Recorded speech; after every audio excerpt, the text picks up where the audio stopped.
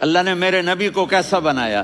ایک بدو عورت ہے، ان پڑھ عورت ہے، ام معبد الخزاعیہ، وہ میرے نبی کا حلیہ بتاتی ہے. آپ کو ترجمہ کر کے سناؤں گا، لیکن آپ الفاظ کا ردم اور الفاظ میں میوزک وہ آپ سب محسوس کریں گے.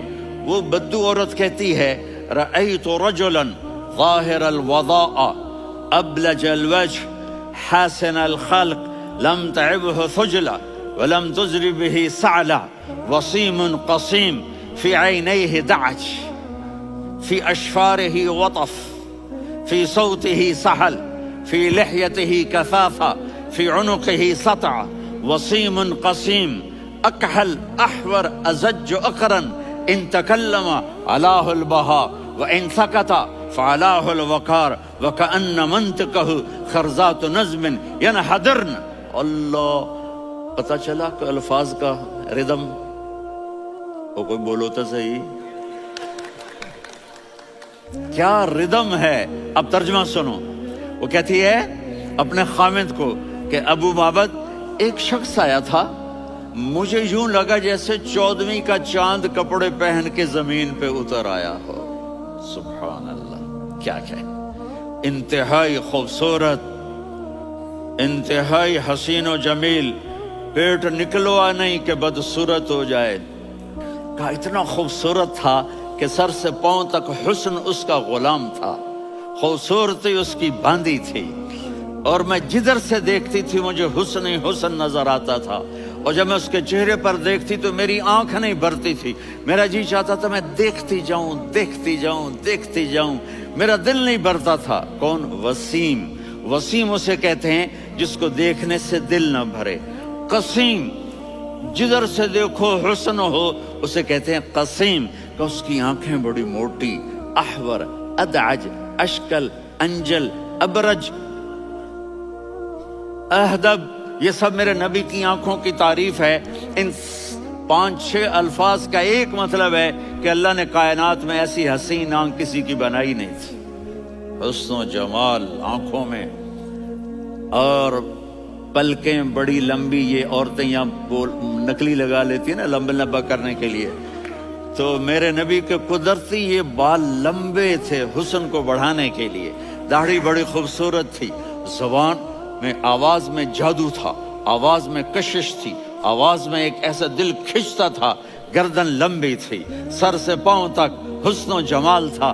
جب وہ بولتے تھے نور چھا جاتا تھا، جب وہ خاموش ہوتے تھے وقار چھا جاتا تھا. اور سوا البطن و صدر، سینہ اور پیٹ برابر.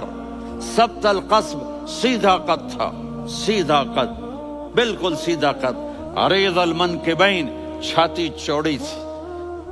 طویل الزندین، بازو لمبے تھے.